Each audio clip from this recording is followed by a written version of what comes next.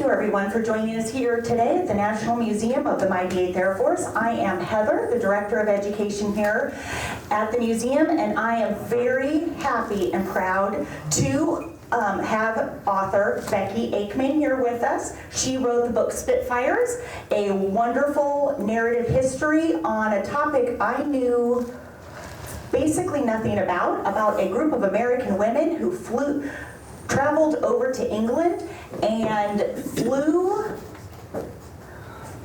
every type of plane they had pretty much over there to help out in the British war effort. So thank you very much for having us, for being here today, Becky. We are very happy to have you. I'm very excited to be here, thanks.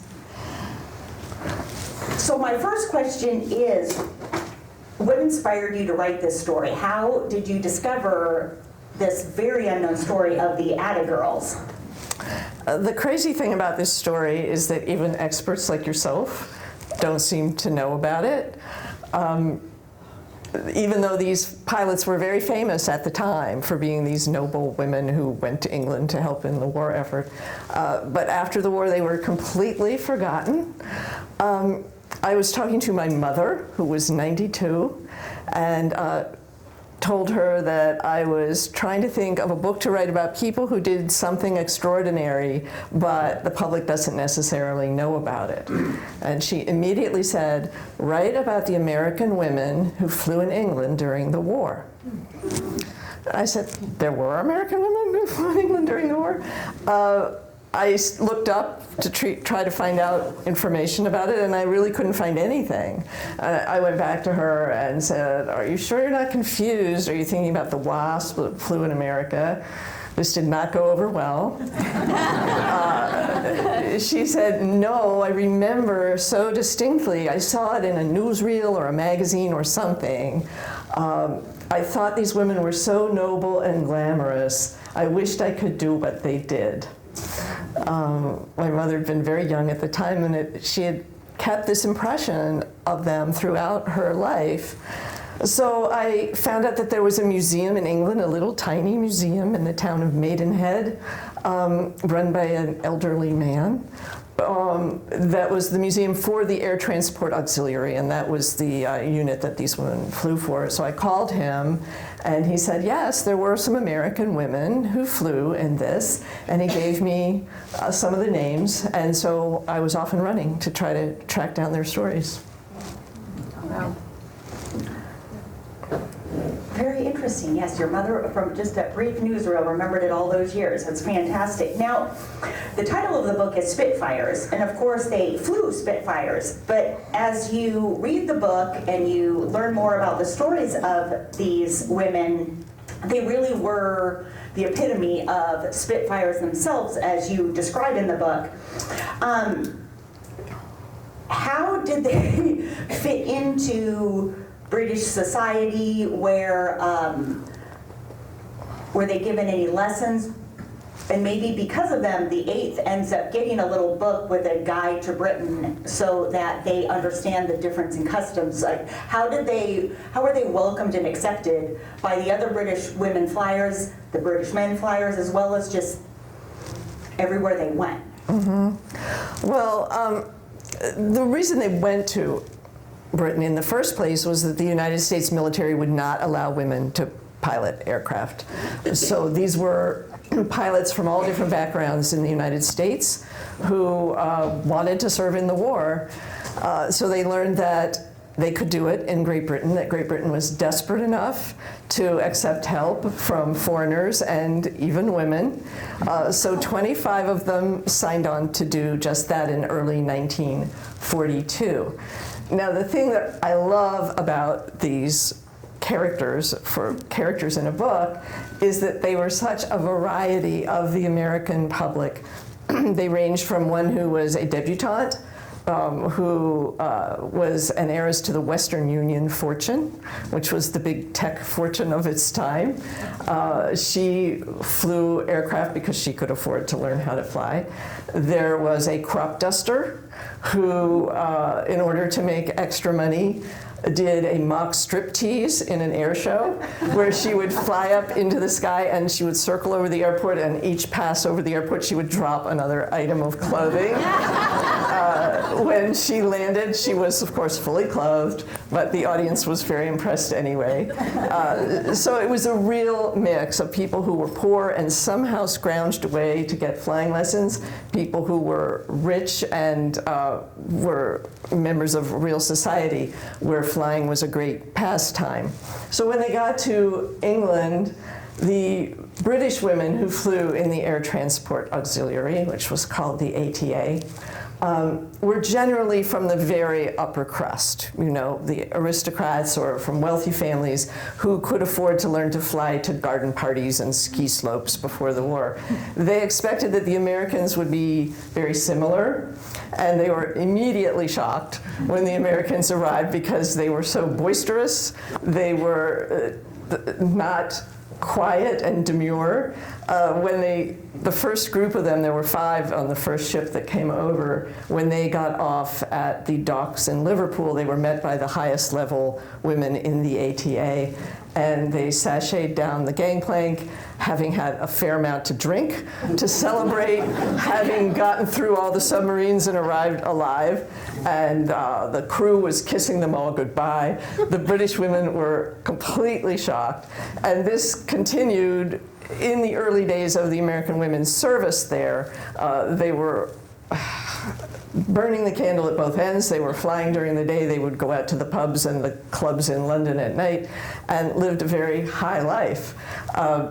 So their first impression amongst the British was really poor, and eventually they realized that what they would have to do is prove themselves in the air, which they eventually did because they were really good pilots, and they did a lot of impressive things early on that made the British realize, whatever we may think of them, we know that they're making a valuable contribution to the war effort. And they were very much admired and appreciated for that. In fact, when the Americans first arrived, women were quite well paid for the ATA because it was a valued skill. Being a pilot, there weren't enough. And they were paid 20% less than men. But within a year, Parliament passed the first equal pay law in British history, and it was not done again for decades, just for the women transport pilots, because they recognized that they were doing this really difficult, really dangerous work, and it was much appreciated. That was one of the things that I was most surprised by reading this book, because of course I've read about the WASP and that sort of thing, was how well they were paid. Even when they were paid 20% less than the men, they still made $150 a week, which back then was a lot of money, and then they got a bonus if they were there for a full year of $500, I believe it was. So they were very well compensated, as well as, and of course they're over there, so a lot of their, you know, room, board, that sort of thing is sort of covered. Now, were they civilians like the WASP here in America? And what happened, you know, if you were a WASP here in America, you were a civilian until they were given veteran status back in the 70s. And then what happened if you know, were killed in action, or killed in transport, I guess it would be technically? Did they, ATA, pay for their funeral expenses? Because the WASP had to collect money. Right, yes. Those who know about the WASP know that if someone was killed in service in the WASP, they would take up a collection to send the body home. They were not treated as well as these pilots were in England. The Air Transport Auxiliary was an auxiliary of the Royal Air Force. So it was a bit of a hybrid, but it was under the Royal Air Force, and they received good health care when they were injured, and not everyone in the Americans made it back alive, and all of that was taken care of and with the great sympathy by the British government. So it was a better deal. I mean, it was a really dangerous job, one of the most dangerous jobs of the war, and maybe I should describe it a little more fully. Their job was there weren't enough pilots, so many were killed in combat in the Battle of Britain and the Blitz. They desperately needed these pilots, and their job was to transport new aircraft from factories, because they were gearing up and manufacturing a tremendous amount of aircraft also at the beginning of the war.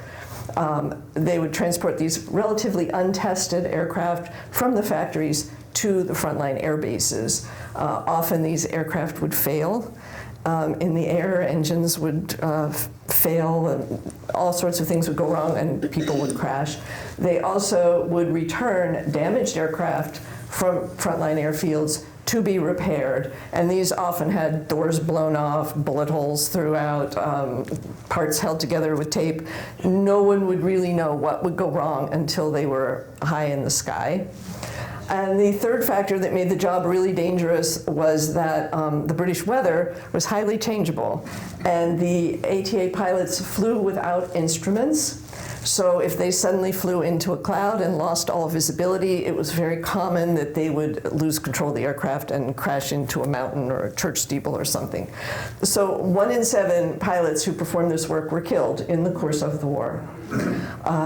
It was also a really challenging job, because if you were in the US Air Force, you might be trained to fly one type of aircraft very thoroughly. The job of these pilots was to fly up to 147 different models of aircraft with very little training. I mean, they flew everything from the dinkiest little training single engines to the top-of-the-line fighters like the Spitfires and the Hurricanes, later the Mustangs. They flew the big bombers that flew the missions over Europe. And it was very common to step into an assignment never having flown that aircraft before. They each had a little booklet called the Ferry Pilot's Notes that fit into the pocket of their uniform. It had 1 page on each aircraft.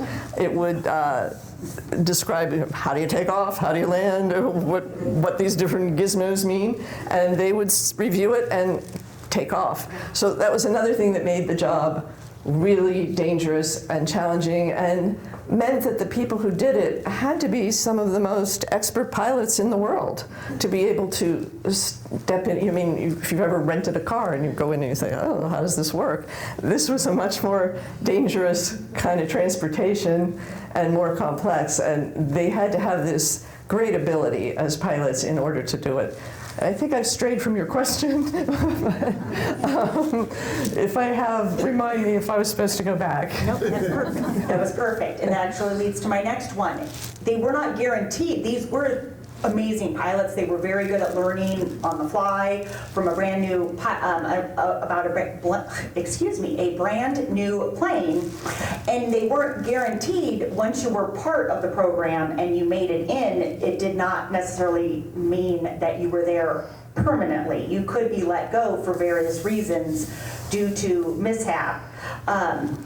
Because of course each crash was rated, whether it was of course pilot error or plane, the fault of the plane. And one of the most famous of the most famous of the Americans that went over didn't make it. And she was the background of the both uneducated yet also highly successful pilot and businesswoman, and off she went. Jackie Cochran. Oh, right, yes. The woman who really led the Americans was Jacqueline Cochran. Many of you may have heard of her. She was a very famous aviator in the 1930s. She won many air races, set many air records. She was a self-made millionaire from a cosmetics company. She hobnobbed with the Roosevelts and all the top brass in the US Army Air Force. And she was lobbying to start a flying force for women in the United States. When they turned her down, she chose to lead this group of Americans to Great Britain to try to prove that women could do the job and therefore later start the force she wanted in the US, which is what happened. She kept records of how the Americans did, and eventually the WASP program was formed based on that. So these were the precursors to the WASP. She was really flashy and was one of the ones who made a bad impression as soon as she arrived. She would show up at the airfield in her mink coat, in her Bentley car that she borrowed from a wealthy friend, and she turned up her nose at doing the initial training. There was some training. They had to start with the smallest planes, mostly to learn the geography of England, which was really hard for Americans to learn. And she thought this was beneath her, and she said her sinuses were bothering her, so she shouldn't have to do it. And eventually she was basically kicked out. After a few months, they gave her an honorary title, and she stayed around until she did this job of proving what the Americans were doing, but she really couldn't fly anymore. And this was looked down upon because the top British woman actually flew missions, and the most famous British aviator named Amy Johnson flew missions like everyone else. It was a war. They expected everyone to pitch in and do their job, and they were not happy with this sort of flashy approach. But others also, they were constantly worried they would be kicked out because accidents happened all the time, and they would go for what I called the dreaded accident committee, which showed no mercy and would rake them over the coals to prove that they had done the right thing. Yes, so when they went over, Jackie is sort of who recruited them in America and brought them over, and then of course is kicked out and leaves, and that's in the very beginning of the book. I don't want to give any spoilers away, but then because they're all from different backgrounds, what I enjoyed most was seeing how all these women from different backgrounds and the leadership roles of who kind of works their way and sort of takes over leadership. Did they have a set hierarchy leadership, or was it just sort of, I mean, I know they did with the British command, that sort of thing, but amongst themselves? Yeah. Well, one of the things that was sort of delightful about the ATA was that it was a real seat-of-the-pants operation. It was formed when Germany first was attacking Great Britain, formed out of this desperate need. It was kind of like they made it up as they went along. So it was very fun for these pilots because you had a lot of responsibility and could make your own judgments. It was up to them whether to take off or not and judge the weather. So there wasn't a whole lot of serious hierarchy. Amongst the Americans, Jackie Cochran was supposed to be their leader, and when she left, there wasn't really a need for an official American leader because they were integrated in with the rest of the service. But it was interesting which of these pilots emerged as the top pilots and the most influential pilots, and it wasn't what people necessarily expected. They were never sure who would do the best, the ones with the most experience? Would it be the ones who were most cautious and careful? Or would it be the ones who were kind of wild and broke the rules? As the war went on, it became clearer and clearer that the amount of experience was not that important.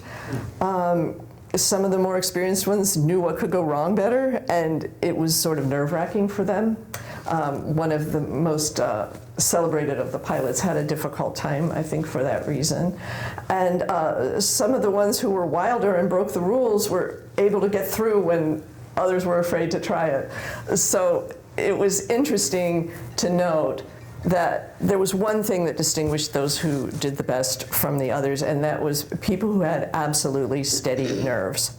In this job, crazy stuff would be thrown at you, crazy stuff would happen in the air when you're up there all alone. The ones who could stay calm, go through their options, figure out what to do, figure out a way to get down on the ground with a failed engine or whatever had gone wrong, those were the ones who lasted out and were most successful and were most looked up to by the others, even though some of them were pretty wild and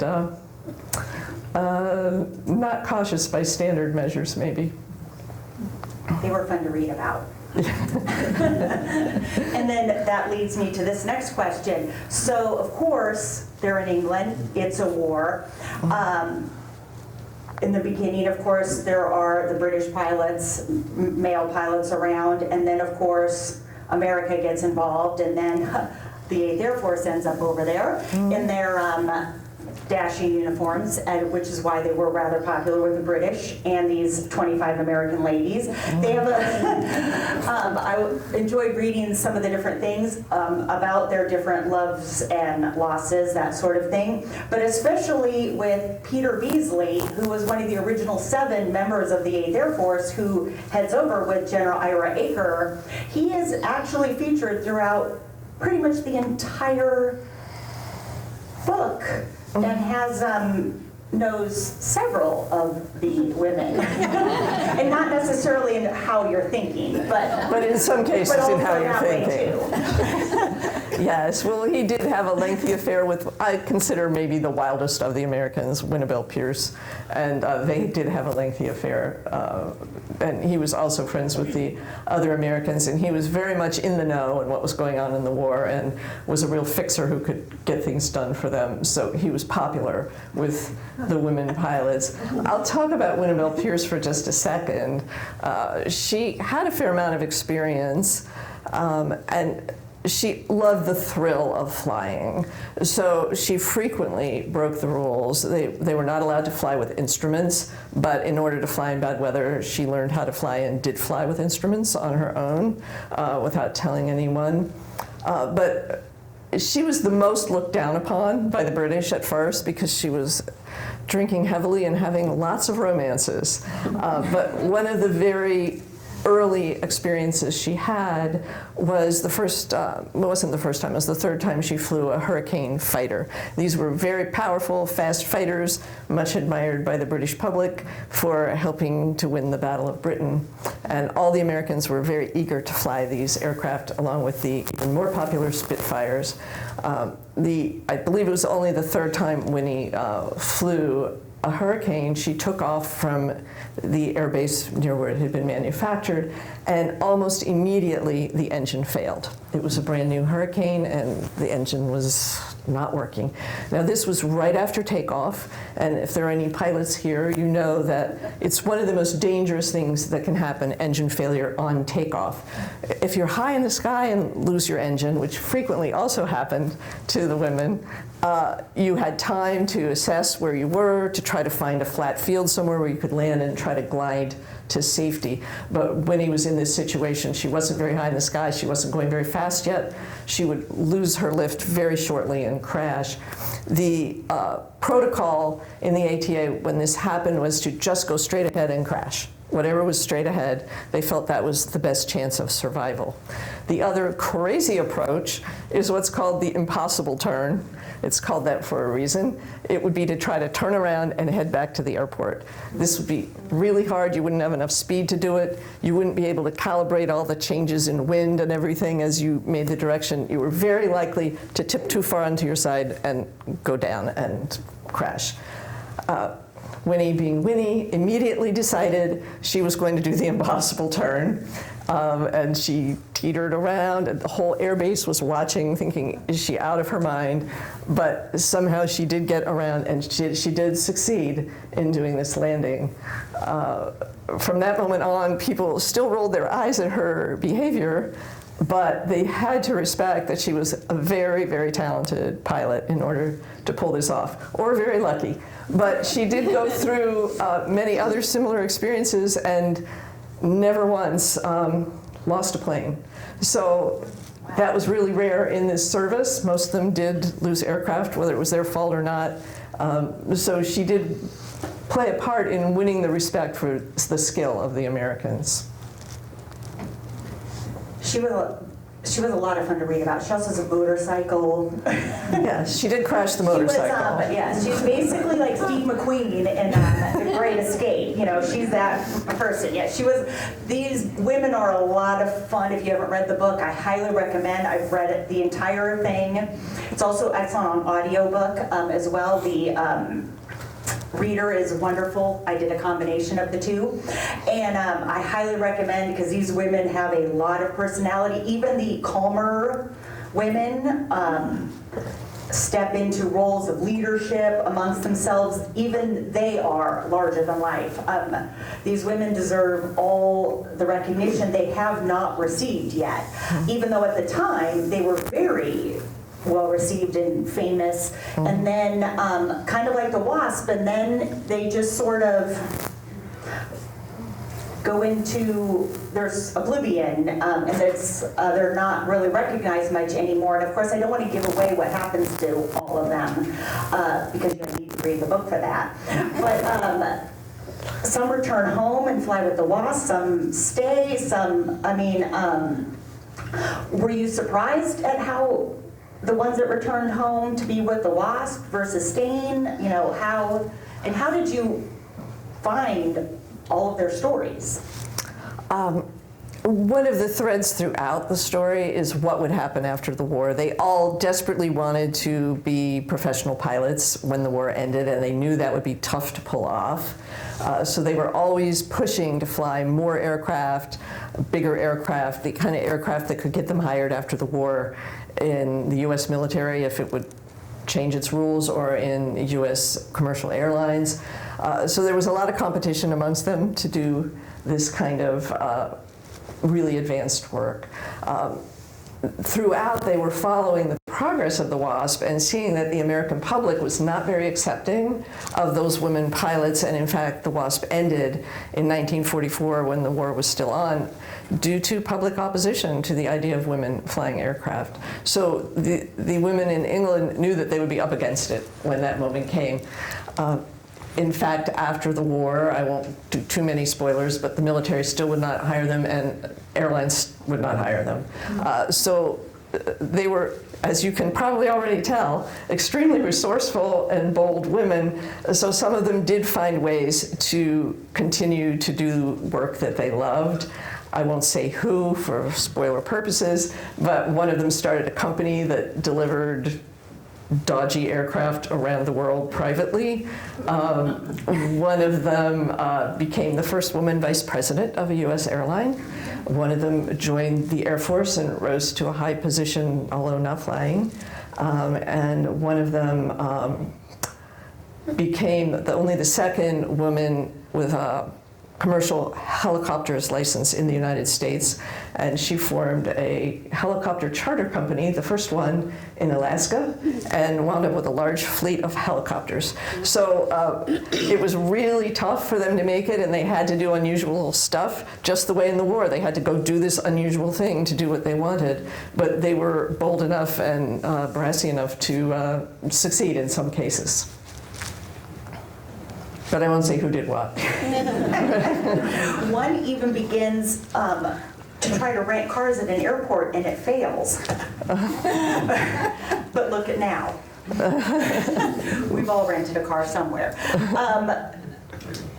So now that you've completed the book and done all this research, are you in touch with families, and did their families know a lot about what had happened, or did you approach them and they thought, oh, well, I have this box of things, let's find out together? Mm-hmm. Well, doing the research for this book was really difficult because they were not famous. You couldn't go to a museum somewhere and say, show me all your archives about this subject, because nobody had archives about this subject. I think partly because they were outside the usual US military structure. That's one reason their history got lost. There was nobody in charge of keeping track of them. There was no social media then, or they probably would have been all over it with their many exploits. So when I started, I had names of some of them, and I would track down their families. This was a crazy process. I remember I was trying to find someone named Ann Smith. I called every Ann Smith I could find anywhere who seemed like they could somehow connect to this, and said, did you have an aunt who flew in England during World War II? And eventually I hit one, and she was the aunt of the one Georgia pilot, Hazel Jane Raines, and got me a lot of information. So at this point, then some of them didn't know a lot about their mothers, but they had things in attics, and they had this treasure trove of diaries and letters that were so detailed and so personal that I learned an enormous amount about these women. They never expected it to be public, I'm sure. But I felt that I really came to know them as people. And then I had to go to England, which was hard during COVID. I wasn't allowed in for a year and a half.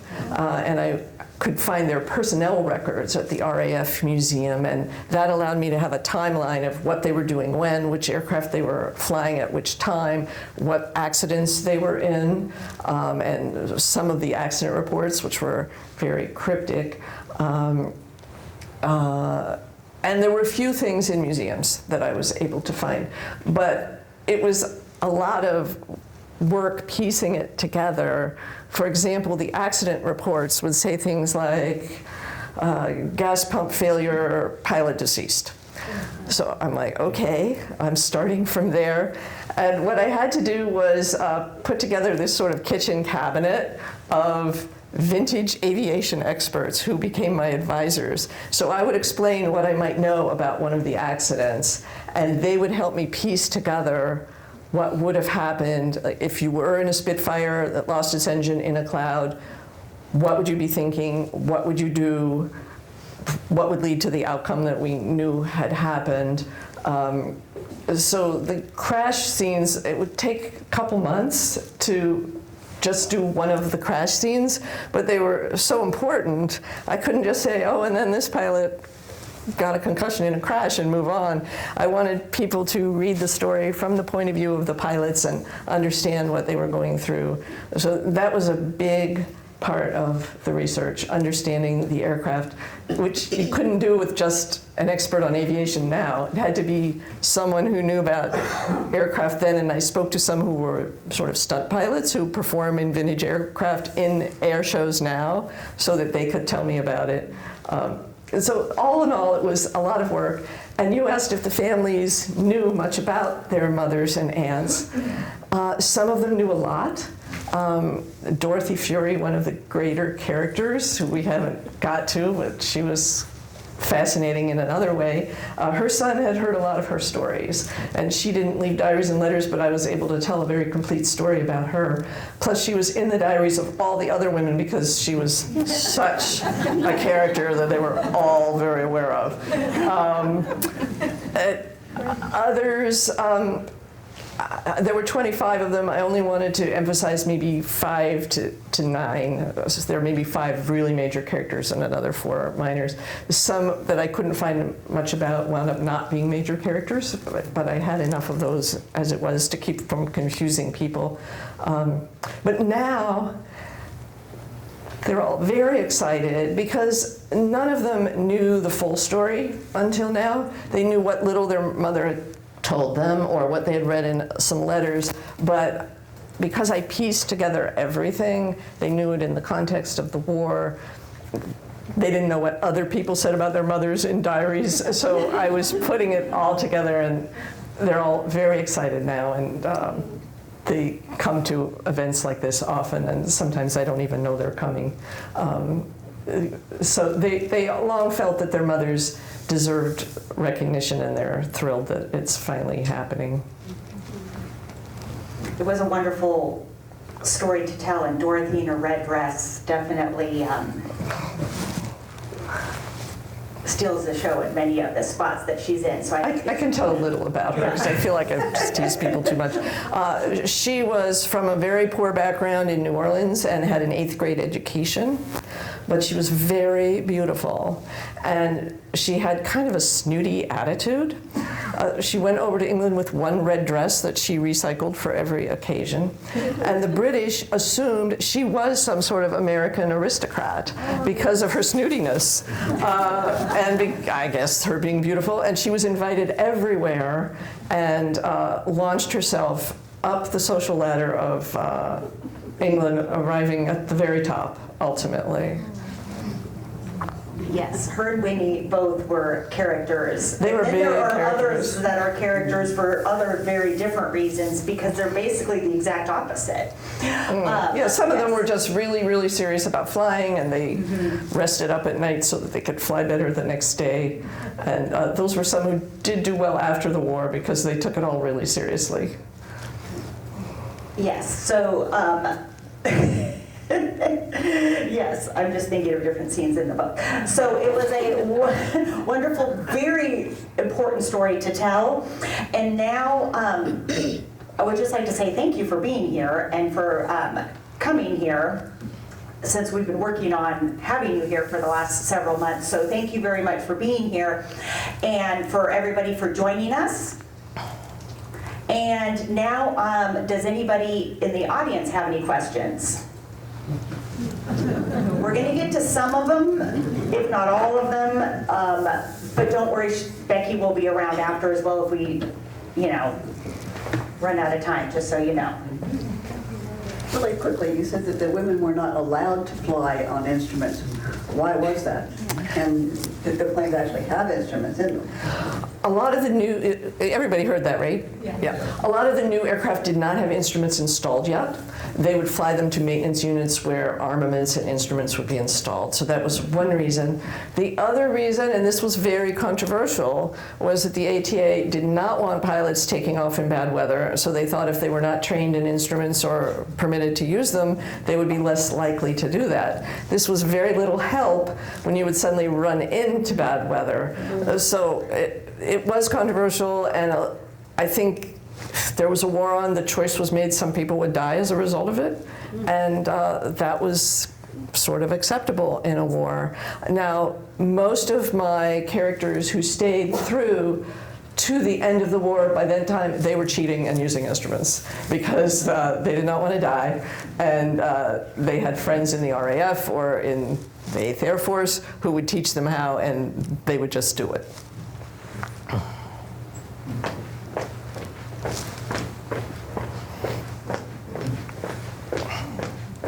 I'm dying to know if your 92-year-old mother lived long enough to have the book published. Oh, that's very painful for me because no, she did not.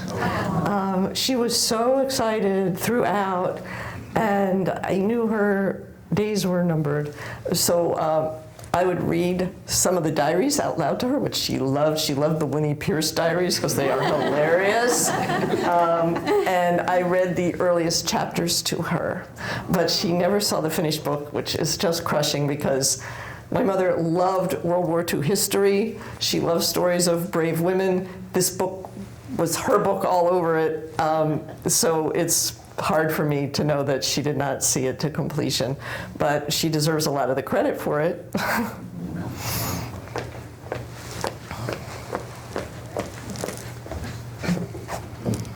Without instruments, how did they navigate? Was it pilotage or maybe dead reckoning, or they knew the territory probably? This was all within England, wasn't it? Yes. The first few weeks of training were all about British geography, really. They went up in these little open cockpit training aircraft, and they would have maps, and they were supposed to figure out how to follow them, and so that after they'd been there for a while, they understood this road I would follow, this airline, or this railroad line I would follow. So that's how they were expected to do it. It was really hard for the Americans because everything looked alike to them. And they hated that early training and always got lost, and a lot of them really lost their nerve thinking, can I ever master this at that time? But eventually, those who were there for, well, from 42 through late 45, they stayed after the end of the war, some of them. By then, they really knew their way around.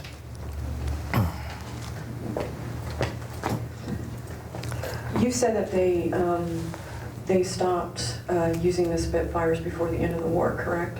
Oh, no, if I did, I misspoke. They didn't stop using the Spitfires. The Spitfires, they used throughout the war. They loved the Spitfires. I think I mentioned that later the Mustang came into use, the American-made fighter, and a lot of them liked it, and it was something they flew often later in the war, but probably the thing they flew the most was the Spitfire throughout. So my real question is after the war, did any of the women stay in touch with one another? Because in situations like this, with people in a unit, there's a bond, especially in times of war, that nobody else can relate to. And I'm just curious if they stayed in touch with one another. That was one of the things that was interesting to me. They didn't stay in touch that much. Some of them did, but they didn't have a reunion until 1979, because they were really independent people, and doing a get-together wasn't their kind of thing. When they did it, they had a great time, and they looked at all their old photographs and told all their old stories. Winnie Pierce read her diaries out loud, which was hilarious then, too. So I found that interesting, but I think they came home and they were really scrabbling to try to find work and do their own individual thing. They were from all different parts of the country, and people didn't do long-distance phone calls easily then and all that. So it's one of the reasons I think they were forgotten. They didn't really pull together and have an organization of some sort. Yes, and they sort of copied the WASP. The WASP in some ways copies the ATA girls in the actual war, but after the war, it's the WASP that get together first. So then one of them says, hey, we need to have this reunion. Right, yeah, So that's what luckily happened. Luckily the WASP did, or who knows if they ever would have gotten together. Right. Okay, here we go. You're getting your exercise. Get my steps. Will there be a movie? I get this question every time. There are a few nibbles about it. I have been told by my agent that there is resistance in Hollywood to something that would be this expensive to mount. All the vintage aircraft, the flying scenes, the period settings and costumes. It would have to be somebody with very deep pockets who's willing to do it. As my agent said, and please disregard the sexism, he said, Hollywood likes to make women's pictures where they sit around and drink wine in an apartment. They don't think of women's pictures as this kind of big extravaganza. So we will see. I mean, I was sure it would happen. Everybody is sure it would happen. I like to think it would because it's so cinematic, but you never know. It's a strange world out there. Well, it is women sitting around drinking booze in a pub or a rich person's house. But they're often dancing to an orchestra at the Savoy or something like that, too. So they didn't do things in a small way, sadly. Yes, we have learned that as well, that yes, the CGI and all that tech for the aircrafts and so few exist. Yes, I know Masters of the Air was extremely expensive to make due to all that authentic looking flying that they did.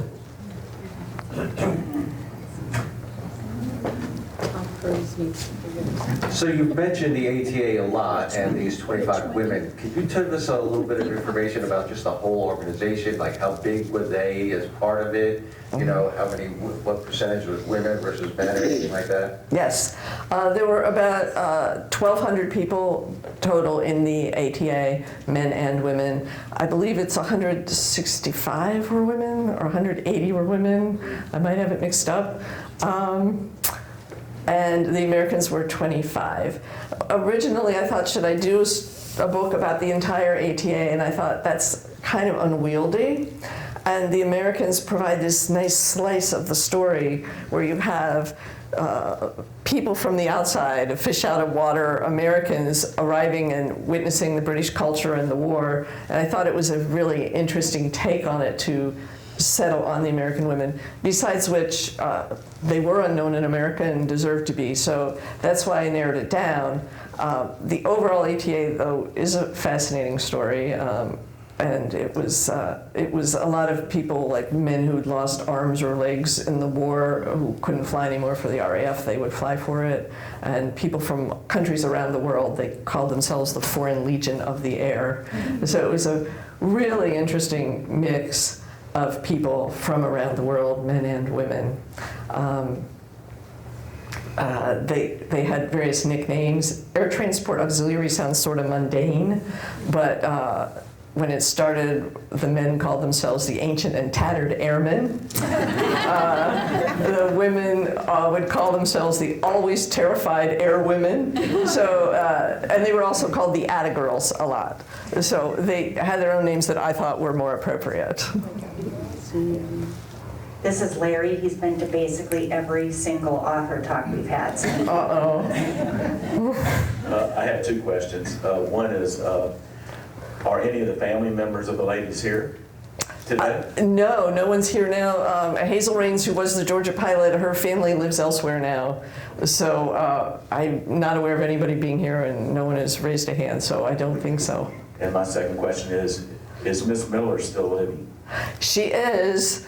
The last surviving pilot in the entire ATA is the American woman, Nancy Miller. She is 106. Wow. She is totally together. She has done publicity for the book. She said she didn't want to because she didn't want to change out of her pajamas. This is her rule. For the last couple years, she will not change out of the pajamas. So I said, well, just drape a scarf over them or something. So she did, and some people came and interviewed her. She still has a very sharp memory and says, as they all did, that this was the highlight of their lives.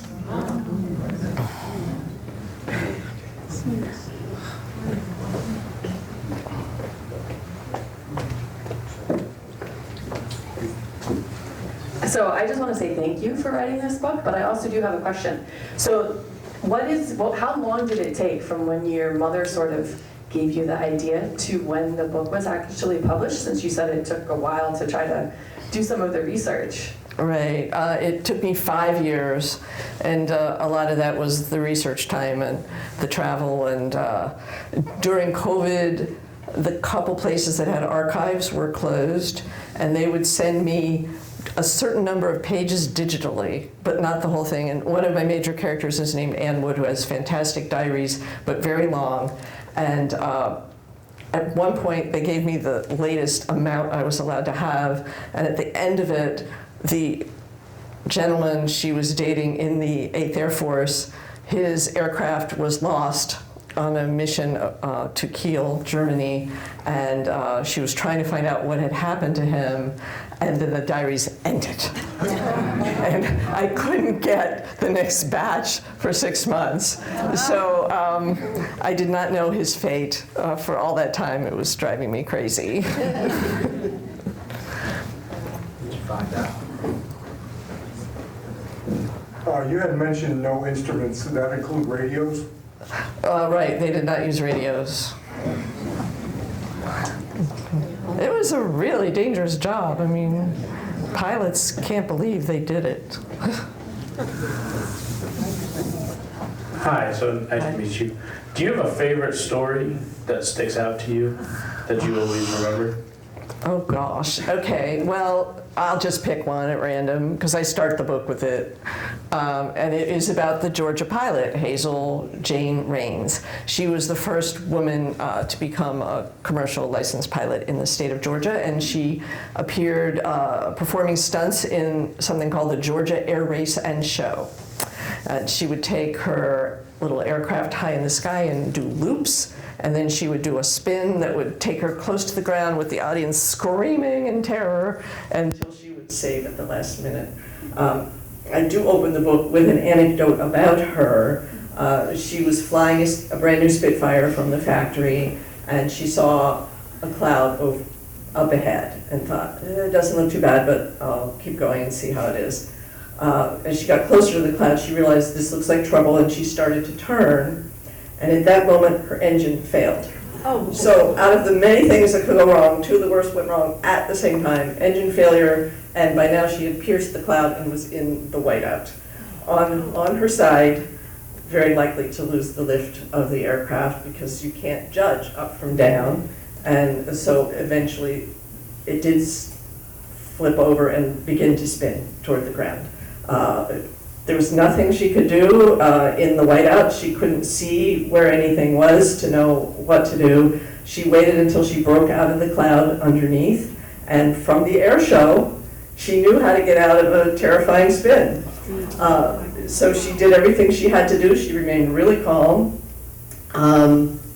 but she was too close to the ground and not enough time to save the aircraft. She was over a small village made up of charming thatched roof cottages. The Spitfire hit the roof of one of the cottages. Now the thatched roof consisted of 3 feet of hay and straw. It was just enough to break the crash. The Spitfire was demolished.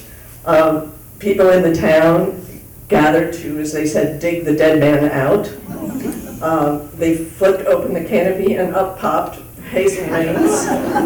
She said the thing that they were required to say when they had crashed, which was, "London, guard that plane." I don't know why, it's what they're supposed to say. And she was in this soft female Georgia accent. The people just were stunned. First of all, the pilot was alive. Second, the pilot was a woman. And third, she was from the United States. So it was a very dramatic opening for the book, I felt, because it captured the idea of how dangerous the job is and how strange it was that there were American women doing it. She had blood pouring out of her head and was actually pretty severely injured. But her goal all of her life had been to fly in the war, in the military.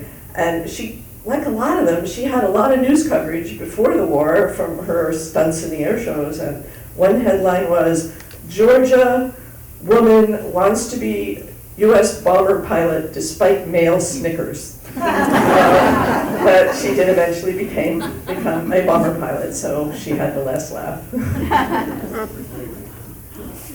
And the family got their house paid for, fixed. Nobody was killed in the house. They got their second story fixed by the government. All right, this is our last question, so make it a good one. They've all been excellent. Do you have any idea how many were pilot error and how many were aircraft error when they crashed? Oh, that's an interesting question, and I don't think anyone ever compiled that statistic. I don't think anyone ever went through all the crash records to know. In my experience, having looked at the crash reports on the Americans, it was mostly aircraft failure, but sometimes pilot error, and they were unrelenting. Like, if the aircraft engine failed, but something was not done perfectly in gliding it down, they'd blame the pilot for that. It was like, oh, come on, give them a break, please. But it was mostly the aircraft or weather conditions. Thank you, everyone, for joining us today.